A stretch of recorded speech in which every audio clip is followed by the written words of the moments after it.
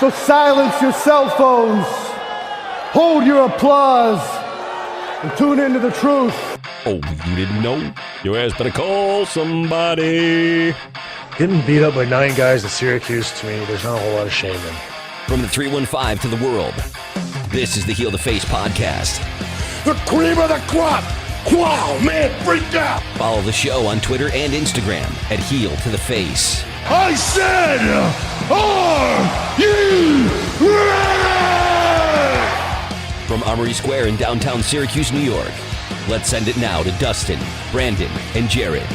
Bad luck to be my middle name. They might as well tag me up with my buddy from Syracuse. This is the Heel to Face podcast for yet another week. We're coming off AEW's Double or Nothing pay-per-view event this past Saturday night. We're coming up Raw, SmackDown, and much, much more. Make sure you find the program on Twitter and Instagram at Heel to the Face. We're joined this week, as always, with Brandon the Icebreaker Clements. You can find him on Twitter at Icebreaker21, myself on Twitter and Instagram at KRock Jared. No Dustin again this week. Hopefully you can join us next week. But either way, we've got a lot of stuff to talk about. I'm going to say that, what now, 5 or 6 different times? You said that a few times. AE-double. I mean, that's the slang, I guess. AE-double's pay-per-view Double or Nothing from Las Vegas this past week. I want to start off with the tweet Vince Russo sent out. I find that to be a little unique here. Vince Russo sent out a tweet that said, AEW and WWE, from what he believes, got to be in bed together. They've got to be together, And I think one way that you can kind of get the conspiracy theory is the way the Dean Ambrose, Jon Moxley thing worked. I mean, they gave him a great send-off. And not according to Jon Moxley. We'll get to that in a minute. But either way, you don't get that kind of send-off. Most of the time, that's why everyone thought it was a work, because when you get fired, they try to down your stock. They don't give you a one last ride with the Shield. They don't give you, the fact that you are going to leave advertised. They just take you off TV and let your contract run out. And plus, there's that whole 90-day no-compete thing. And, well, obviously, he competed much closer than that. So what are your take on the Vince Russo? Do you think there's any sort of merit to his tweet of thinking AEW and WWE are working together here? No, not at all. There's nothing that makes any sense with Russo. That was pretty dumb on his part. I don't know what he comes up with in his brain sometimes.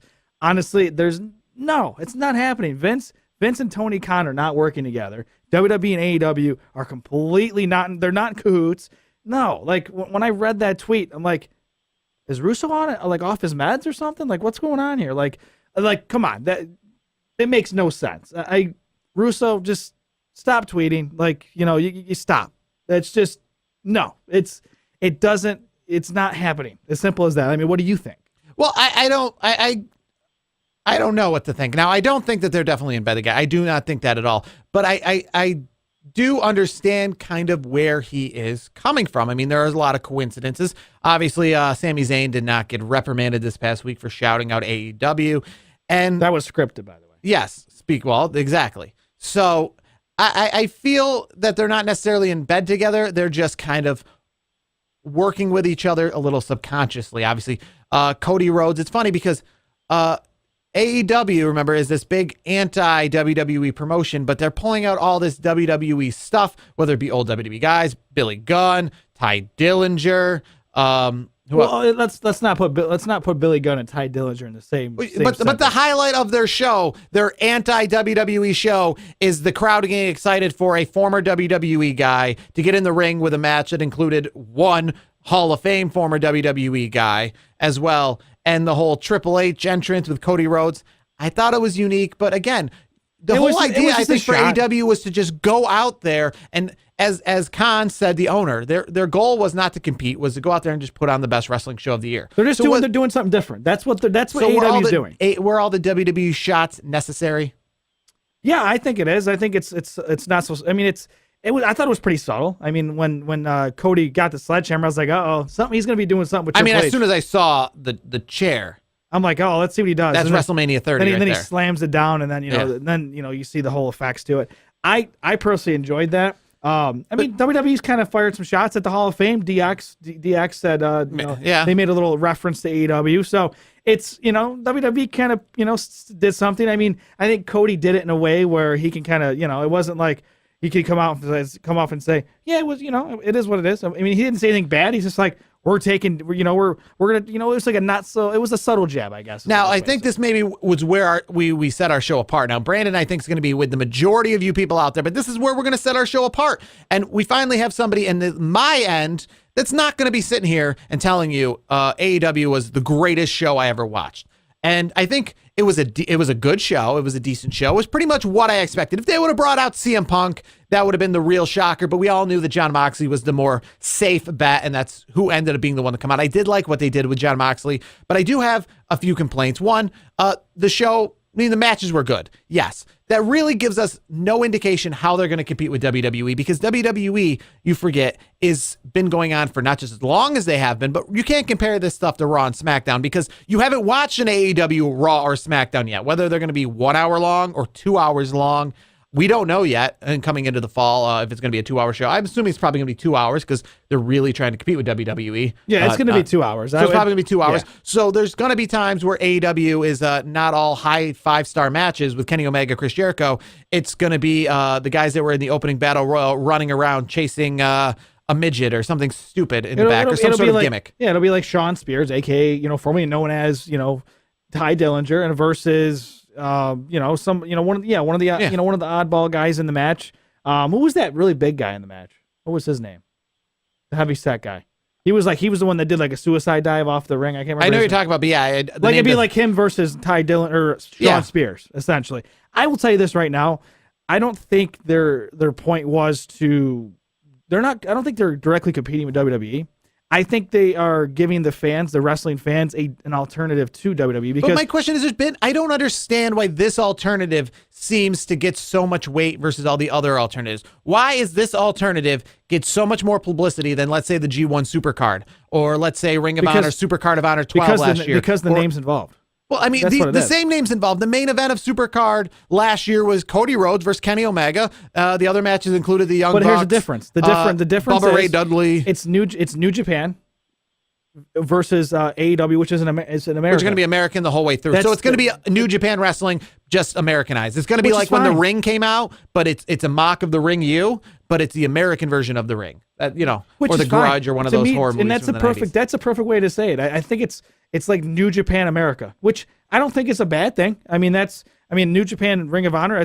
That's where I kind of see like the mix. I will tell you this right now. Watching that show, absolutely fantastic. The women's division was awesome. All the Japanese wrestlers, those females did a hell of a job. I think they might have the better women than WWE has. Absolutely, those matches were fun. Those are some of the better matches I've seen. You know, not even, you know, across the board. I would say women's all across the board. It was the best that I've seen in a while. One big complaint that I have, and this is picking out the little things here. This is definitely, I think, a big one, and a lot of people that are pure wrestling fans and not WWE fans like myself are going to say, well, who cares? That's why we like pure wrestling. Jim Ross, he's got all the excuses in the book because he's a legend. He's been there forever. But I feel the guys he was with, I mean, the announcing I felt was not good. I felt that guy, Mark Alvarez? So when the show kicks off, I watched, let's say, the pre-show. Mark Alvarez kicks off this pre-show, and here's what I'm expecting. I'm expecting a Michael Cole style intro. I'm expecting, you know, the big booming, like, you are looking live. Instead, you get Mark Alvarez out there, or what I think Paul Alvarez, or it was Alvarez, who was going, you know, hey, everybody, welcome to AEW. It's going to be a good night for everybody, I think. We got some big matches for you coming up.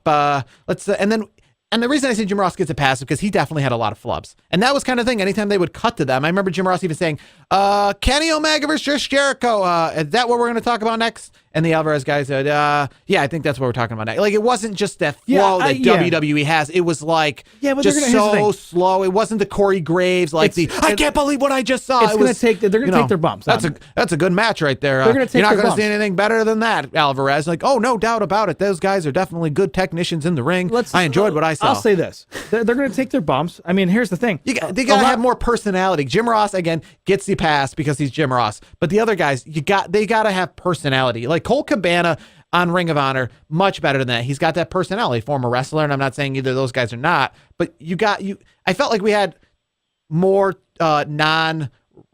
personalities. Jim Ross needs personalities with him. He just doesn't need another Jim Ross. I felt like another guy who looked like he was about 56 years old, who looks like he obviously isn't a former Here's wrestler. the thing. It's to that. I mean, that's kind of nitpicking a little bit. I think it's going to get better. I feel like it's going to get better. Well, that's part of the presentation. I mean, it'll be fine. I'm not overly like, I'm not like, oh, this is going to be awful. I don't see it becoming an issue going forward. I think, they have to, these guys haven't all worked together before on a commentary style. They haven't at the table. They haven't done that yet. So to me, they're going to work on things. I just felt it didn't have the enthusiasm. I felt like the event didn't make me feel like it just, when I watch AEW, I didn't feel that this was competing with WWE. I felt that this was Ring of Honor's biggest show of the year. This was New Japan's biggest show when they come, because Jim Ross did the commentating for when New Japan came over to America. I watched it on Access TV. They did a show in San Francisco. I want to say they did a show in Dallas. Jim Ross was a part of that. And, or I watched Wrestle Kingdom in Japan. I feel those Wrestle Kingdoms, I felt those were bigger shows. I mean, still, I feel mainly because they have maybe the dome and the bigger crowd and the pyro. Yeah, but it's not America. That's the difference. Not really. When it comes to the pyro, I mean, I thought the pyro was good. I felt this was, I went to Ring of Honor Supercard last year in New Orleans in an arena that fit about 10,000 people. It looked just like this show. This show, I guess it just didn't feel, the wrestling, great. The presentation, not so polished. You know what though? Here's the thing. I didn't feel like I was watching WCW. A lot of these guys are new. A lot of these guys are new to this type of business. A lot of these guys are just they just go in and wrestle. So it's like, here's the thing. It's a new organization. They're going to take their bumps. WWE's been around forever, so they perfected a lot of the things like the commentary, like how they cut like vignettes. All that stuff. So that's the thing that's going to develop for AEW, I feel like. Now, I will say this. The thing that I'm curious about, and I was actually, we'll get to the podcast, Talk is Jericho with the Jon Moxley stuff. And Jon Moxley and Chris Jericho had a really nice conversation about this. And it was, a lot of the guys have approached like Moxley and Jericho and saying, man, I haven't performed every week like this on television in front of an audience. This is different. And here's the thing. Having guys like Chris Jericho and Jon Moxley who have done it, you obviously have Billy Gunn, another name that's done it. I mean, Cody Rhodes has done it. So, I mean, not all the guys have done it, but I'm kind of curious to see how the whole team, does it every week, because they're going to be on TV every Tuesday. Yeah, that's the thing. You're going to be on TV every week. You're not just going to have these fans who got 8 months advance to fly to Las Vegas for the weekend. These hardcore wrestling fans. I mean, that's what they do WrestleMania weekend. That's why G1 Supercard got the crowd, because I mean, it's WrestleMania weekend. You got people from all over the world. Try to do that in Baltimore, Maryland the next night. Try to do that in Washington the next night. Try to do that in Greensboro. And that's what AEW is going to have to do. They can't just rely on Saturday night in Las Vegas with 8 months of prep, 8 months of building this up, tickets going, getting everyone super excited with big main events. They're going to have to do it on the fly, where people are going to go to shows not knowing any of the matches in Sioux Falls, South Dakota. And they're going to have to fill up. And that's the thing. I don't think they're going to be going for big arenas yet. I think they're going to be going for smaller, 6,000-7,000 places. Obviously, WWE is not filling up those big arenas on a weekly basis. We saw that pretty much every week. I mean, you were just at a show recently. Yeah, I mean, they half full. It off. So there was probably 6,000-7,000. But either way, I don't even think AEW is going to even go at those buildings. I think they're going to go at the Rochester, New Yorks, the Binghamton, New Yorks. I don't even know if they're going to even attempt to go to the Wells Fargo Center in Philly, or, the Capital One Arena in Washington. I'll take them at the War Memorial. I'll take them right in Syracuse. I'm totally okay with that. That's fine. I mean, WWE did that back in the day. Well, that's kind of what WCW did too. WCW, if you watch old Nitros, I mean, there's no night. They're not really ever at the Phillips Arena in Atlanta. I mean, they pulled out the Georgia Dome a few times. Big deal. But they never were really at Madison Square Garden. They were at smaller. They were never at the Garden in Boston. They were never at the United Center in Chicago. They were in Davenport, Iowa, Sioux Falls, South Dakota, Fargo, North Dakota, Des Moines, Iowa. They're in Wyoming. Yeah, Cheyenne, they weren't in Denver. They were in Colorado Springs, stuff like that. I feel that's what AEW is going to come out here too and kind of do when they start. But overall, I mean, I'm not going to say it was lower than my expectations, but it pretty much maybe met what I thought I was going to get. Nothing about it really said, wow, that was something I wasn't expecting. I watched that like I would watch a big hyped up Ring of Honor event or Wrestle Kingdom, and I would say I leave Wrestle Kingdom a little more excited, but that I would say that was fun. I mean, I know you're kind of you're kind of. I need to see more. I need to see more. Yeah, I agree. There has to be a larger sample size, but from what I have seen, I've had people I've talked to that are big wrestling fans like we are, and they were like, yeah, I got people to start watching wrestling again who haven't watched this since the Monday Night Wars. Like they were like, yeah, this, and they want more. They're craving more and more because this is the kind of stuff they want to see. They don't want to see, more. They don't want to see the sports entertainment. They want to see some really good wrestling, and then there's some storylines in there. And the thing is, you don't need to have great promos. You can have great matches with storytelling in those matches. And I felt like AEW's Double or Nothing was a great, platform for that, where you didn't have to have promos to have a great match. Remember, before we get to the show, we're going to have 2 or 3 more pay-per-views. We got the All Out, which is the sequel of All In. I think we got Fight for the Finish or something in Dallas coming up. So we're going to have a few more pay-per-view offerings before the TV show gets going on. But let's move to that Talk is Jericho. Jon Moxley just ripping out. Now, he's not doing Renee Young any favors back at WWE the way he's talking, but I get that, he was stifled personally. I get that. Everyone's got that going on. I guess my big thing is, so we talked about WWE only giving him $500 for the final Shield appearance. Yeah, I saw that. Now, my question is, I don't know, as a non-performer, I don't know how to make of that, because I guess my question is, shouldn't you have got, was $500 what you get for house shows? Was that I don't know what your regular pay is. Well, I mean, what Jericho and him were talking about in the podcast itself, they were joking about the $500, and they said, yeah, it's like you show up and you don't perform. That's really what it is. Or it's like you're in NXT where you're coming up as enhancement talent. They throw you a couple $100. That's how, and he felt like that was kind of like a, wasn't he getting his regular, because his regular contract expired, after that show? So wasn't he just getting whatever his contract was prior to that? Was that an additional $500? Was it broken down? Was his contract broken down to be $500 a day, and that just happened to be the day? I don't know how to really compare it. That was his final. The $500 was his final part of his deal. Apparently, he's not going to lie about it. I'm not saying that, but I'm saying what was anyone else making that night? What would he have made if it wasn't his final show? If that was a regular house show? Chris Jericho said in the podcast, he said that I think he made $750 on one show. Like $750, I think it was. And he told Vince, he's like, if you ever have me do that again, I won't even show up, pretty much. Well, my question is, $750 doesn't sound like a lot, but what is that times 200? And they do 230 shows a year? That's good money. So what is that times 230 shows a year? Yeah, but guys like Chris Jericho and Jon Moxley, that's. Is that their 150? Is that 150 grand? Is that their salary? Well, some guys. Here's the thing that was interesting about Dean.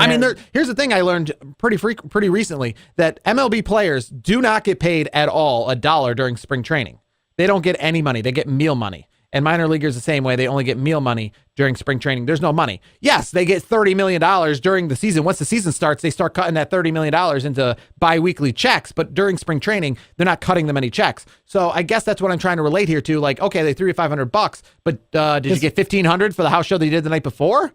It was how does it work? What are you comparing this to? Well, I guess we'll never really know. If you told me this was an indie talent who they flew in, they bring in for indie wrestling shows that you bring in a talent to put on the poster, and you brought in Jon Moxley into AEW to sell or you brought Jon Moxley to your local Syracuse independent wrestling show and they paid him $500. I get what that's saying, because that's what they brought you in for, but you were already a part of WWE. What do you mean they paid you $500? Didn't you just get your regular check? What is this extra? They didn't bring you in. You were already there. That's like saying I went to work today and I only got $500. But don't I already get my regular salary? Is that part of my salary? Obviously, I guess that's where I'm just obviously his contract, his last installment before the $500, his contract was up, and I'm guessing that was his final check was all right, we're gonna have his contract was up, and they gave him an extra $500 to stay an extra night so he could do the finale. Yeah, that's what I'm thinking. That's what I'm getting out of it. Honestly, it was a great listen. I listened to it last night. It was like an hour and a half podcast. It was great. I thoroughly enjoyed the entire episode.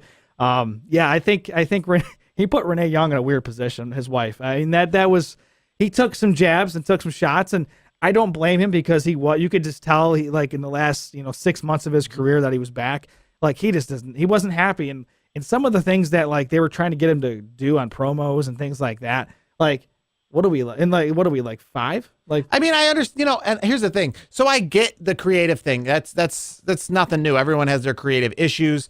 That's not anything new. I guess my issue is, you're out of the company. What is this doing for you? Why are you saying all this stuff now?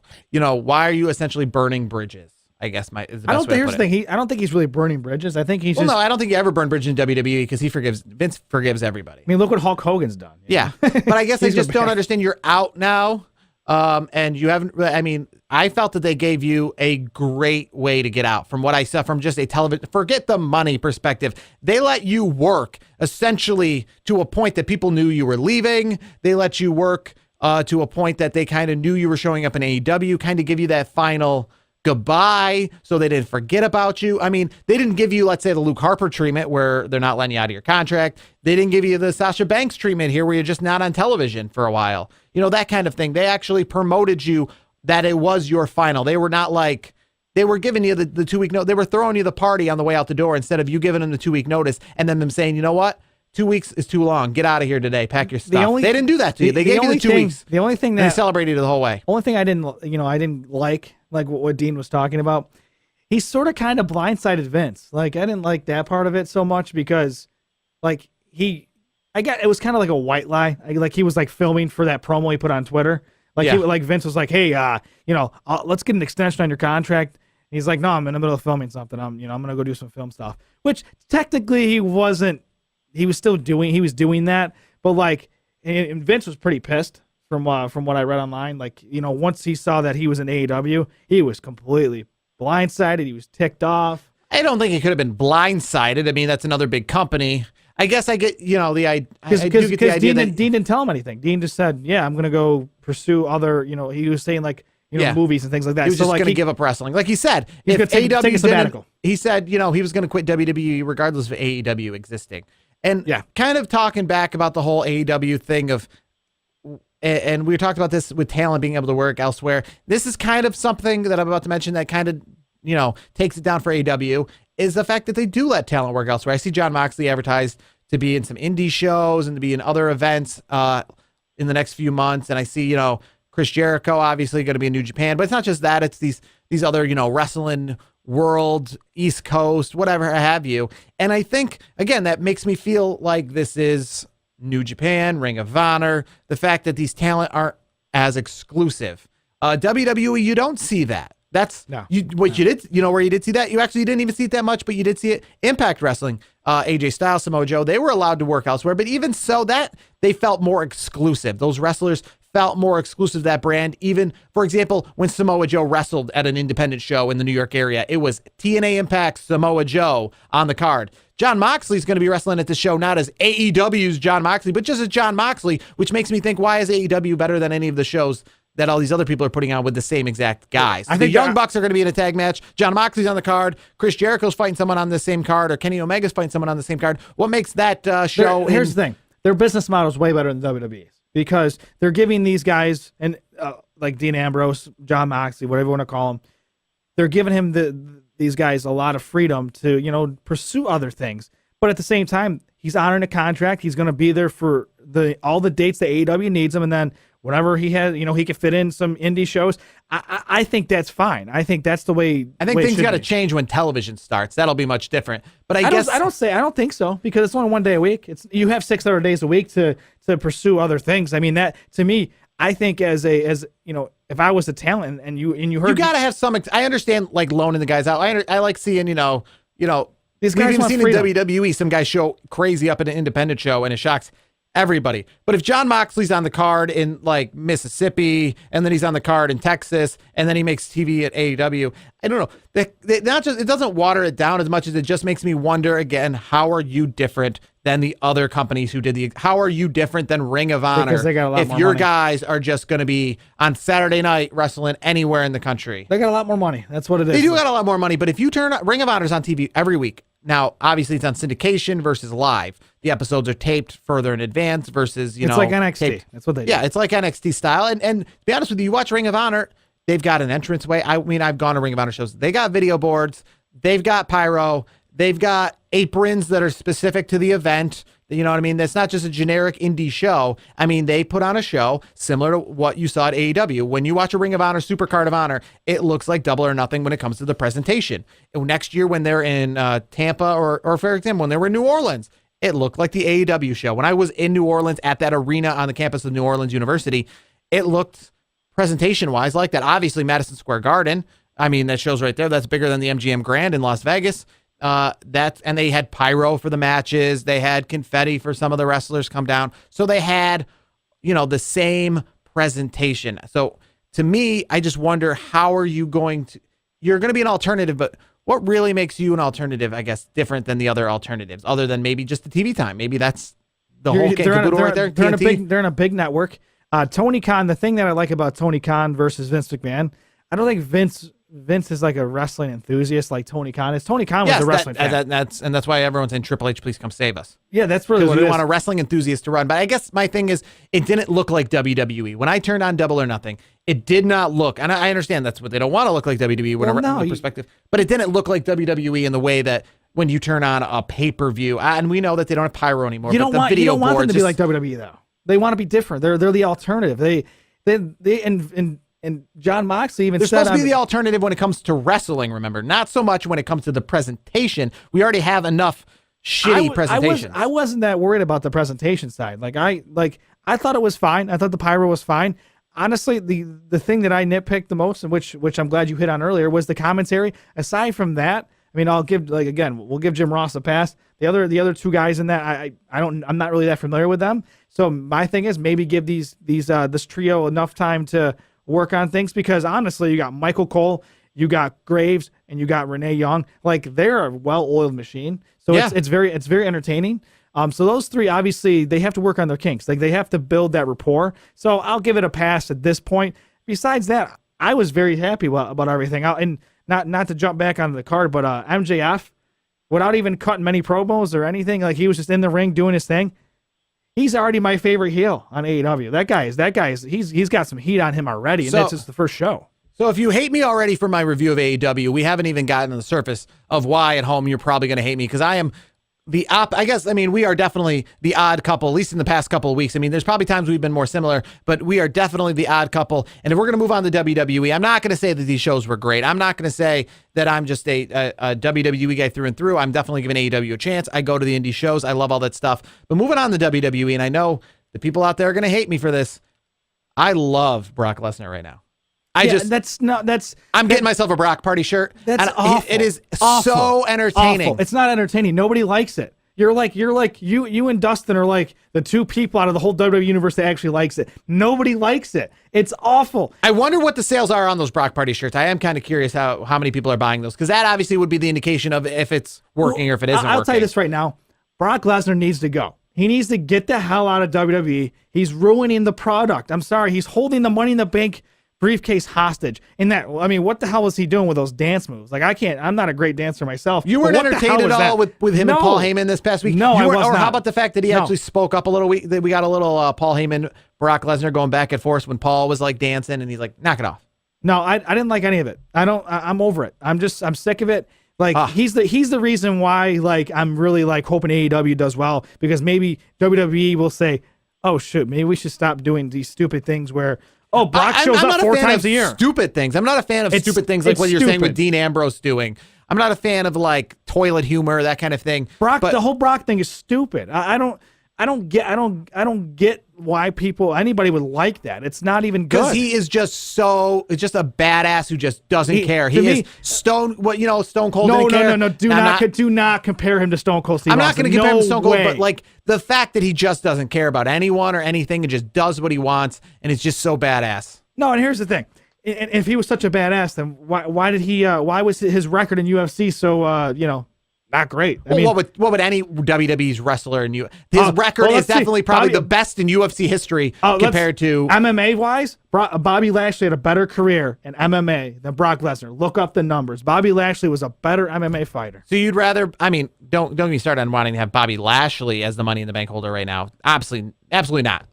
No, I don't want Bobby Lashley. Boring. I wanted Drew McIntyre. I would rather have a 10-8 Brock Lesnar from the UFC versus a 20-0 Bobby Lashley. I'll take Drew McIntyre. That's what we talked about it last week. I would have taken Drew McIntyre all day, every day. That would have been the perfect choice. Or maybe you bring in the monster in the bank, Braun Strowman. I mean, even Sami Zayn, that would have worked. But Brock Lesnar ruined it. Braun Strowman, he's like Brock Lesnar, except for in the sense of the presentation of he's a beast. He's intimidating. Braun is a company guy. Brock's out for Brock.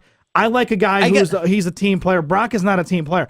That's what makes him more badass. No, it makes him look like an ass. It makes I feel like him they've not ruined Braun Strowman a little bit by making him do stupid things like the Colin Jost thing. They See, when definitely he have. talks stupid, that's what I think of stupid, like Braun Strowman, Colin Jost at WrestleMania. Well, because apparently he was in the doghouse. That's really what happened. That's what I think when I say stupid. Brock Lesnar hasn't done anything stupid like that. He's not. Well, no, he's in the back flipping over Kofi Kingston's car. That kind of thing. Him just showing up to the arenas is stupid to me. Like, I'm just over it. Like, Brock just needs to go. Like, it's stupid. And then the stupid part about it was, how does he not know he can do it for a year? That was so stupid. I think that was part of the gimmick. That was for dumb. him to be just like more of a I don't care kind of thing. It was like, to me, wait, it was dumb. I can screw with the fans even more. Like, obviously he knows clearly, but it's the gimmick that that he can screw. I would like him more if he actually was there more often. It was the gimmick that he didn't know, because it was two gimmicks. It was one, he didn't know because he hates you say, like, he's not a team player, so he doesn't know because he's not watching WWE. That's kind of the gimmick.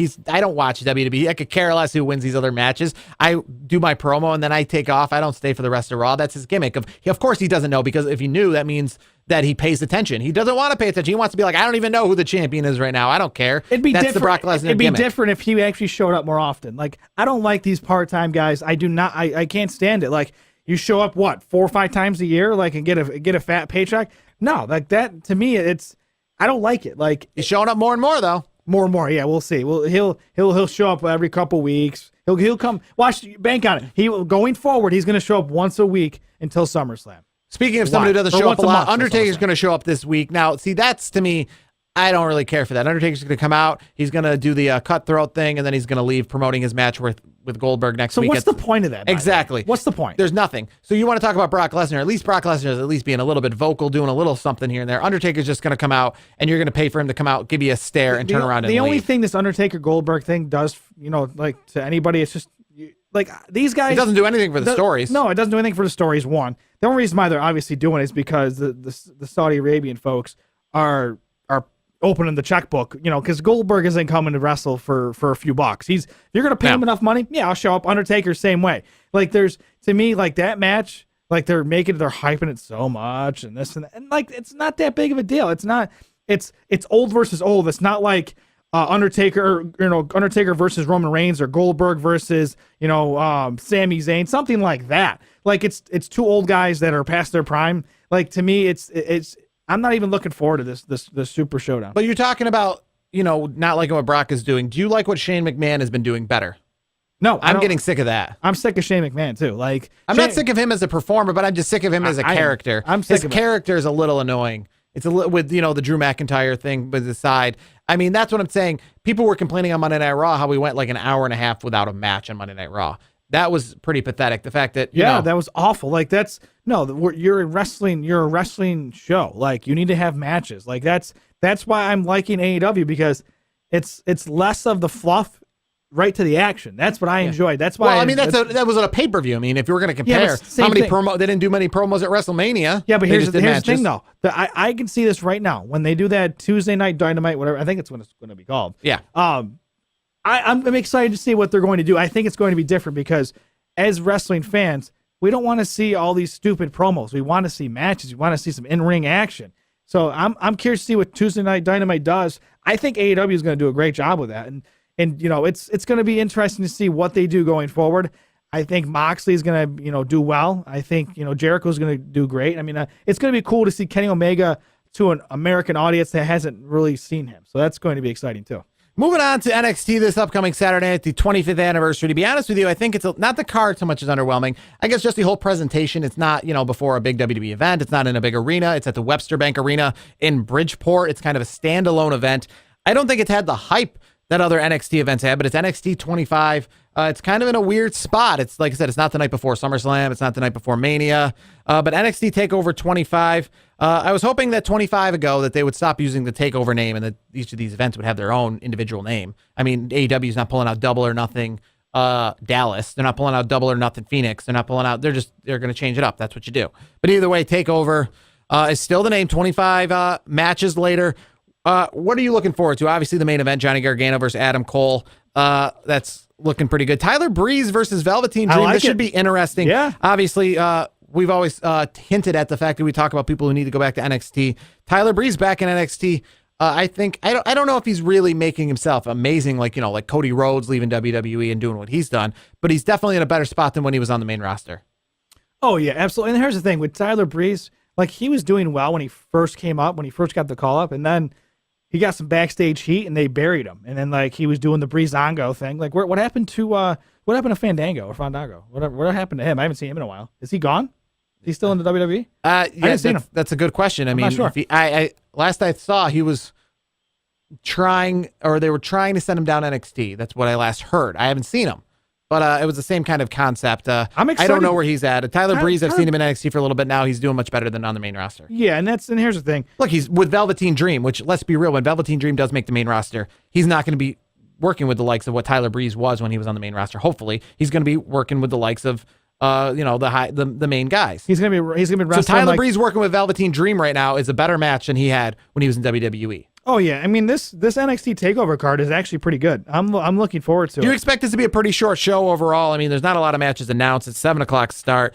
You expect this to be over by 9:45? Yeah, 9:45, 10 o'clock. Because I was wondering. I mean, I might actually have gotten some interest in taking the trip down to Bridgeport. It's about a 4-hour drive. Tickets for this, because again, it's not surrounded by a WWE event, are like dirt cheap. We're talking $20 to get in, and when I say $20 to get in, I mean the arena only holds about 6,000 people. So there's no bad seat. There's no nosebleeds. There's no upper deck. Everyone's on the same level. So you're either in row 1 or you're in row 20, but you're all in the same section. There's a good seat. There's a good seat. Every seat's a good seat in the house. And for $20, you know what I mean? If people are going to ride down, I might make the ride with them to see this NXT TakeOver event on Saturday night. Looks like a good show. I mean, Johnny Gargano versus Adam Cole, they put on a good match. Obviously, a TakeOver in New York City. I'd probably say I'm looking forward mostly to Velveteen Dream versus Tyler Breeze. Yeah, me too. Roderick Strong versus Matt Riddle. That should be interesting as well. Obviously, I like Matt Riddle versus Roderick Strong more than I liked it with Cassius Ohno or any of those guys. Yeah, and I'll tell you this right now, like there's not a bad match on this card. I mean, look, there's only 5. But it's I mean, even the ladder match for the NXT Championship is going to be good.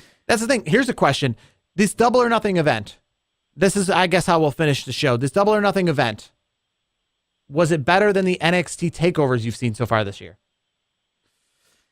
Because that's what, I mean, that's what everyone's saying. This is the best wrestling show of the year. Okay. I would say this. It's better, not to deflect the question. I would say it's better than any show that the main WWE roster has done. So I it's will the say that. best wrestling show if you're putting it up against straight up WWE. You're putting it against a Rumble, WrestleMania, Elimination Chamber, Fastlane. I would put it above that.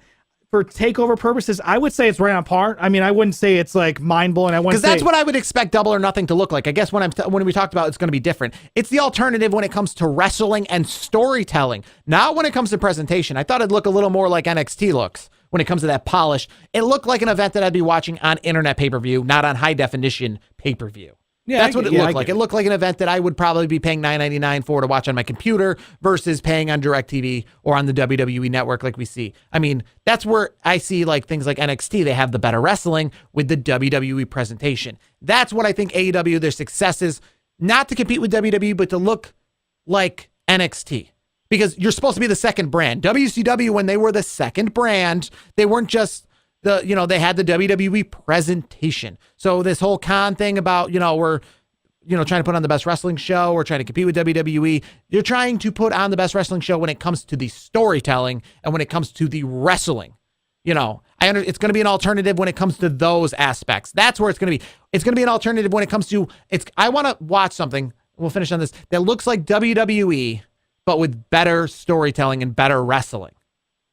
I mean, because again, we have Ring of Honor, we have New Japan. So if we're looking for just straight up indie looking alternatives, we have indie fed looking alternatives. We have those companies all around the country that don't look like WWE, that look like, bingo hall indie feds. If we're looking for something that's legit going to compete with WWE, going to be the alternative is you're going to have the big money presentation of TNT. You're going to have the pyro. You're going to have the sellout crowds all across the country. You're going to have the high definition 4K resolution, but you're just going to have better storytelling and better wrestling. Well, I think, you know what? I'll take it. I'll take it like this. That's what NXT has right now. I want to see, like, AEW to me was almost like a modern day Attitude Era, a little bit. This is just a single event. With the blood, like the TV-14. Yeah. It just kind of brought me back a little bit because, I mean, the Rhodes brothers, that was a hell of a match, and there was a lot of blood there. Vince would be pulling his hair out for that if that was on a WWE show. So I like the fact that it's TV 14. I've always been against TV PG. I've always been a TV 14 guy. I want to see the blood. The blood's fine, and I want to to me, it's almost like Attitude Era, but it's going to be better wrestling and better storytelling. Well, time will tell what happens with AEW. We got a lot longer before we even have another event, let alone television, let alone an actual good sample size to really compare AEW to anything else. But NXT this upcoming week, if you want an alternative that looks like WWE but has really great wrestling, I mean, that's NXT every single week. And those takeover events, they're, like I said, always the best event of WWE weekends wherever they are. So takeover maybe is caught. Or NXT in general has got kind of what AEW is looking for a little bit. But next week, we're going to talk another WWE event, the Super Showdown, the third event in Saudi Arabia. What do we expect from this event that takes place with no storytelling, just straight up matches that kind of discounts the fact that we watch wrestling every single week, Raw, SmackDown, and get invested. This, not so much. They're just throwing together some matches and pretending we should care why Goldberg and Undertaker are fighting each other with no beef, with no history, with no year-long WrestleMania buildup. That is kind of a disservice to the fan, but we'll break it down either way. And anything else that comes up in the world of wrestling, if Jon Moxley's got more to say, we'd love to hear it. And try to catch up on maybe some new, the outside the ring. What is the show? Oh, Beyond. It's like Beyond the Ring or something like that. Yeah, we haven't watched it for so long that we've actually forgotten the title of it, so we'll try to catch up on that, and hopefully Dustin will join us too. Yes. Make sure to follow Heel to the Face Podcast on Twitter and Instagram, and follow Icebreaker21 on Twitter and myself at KRockJared. Until next week. See ya.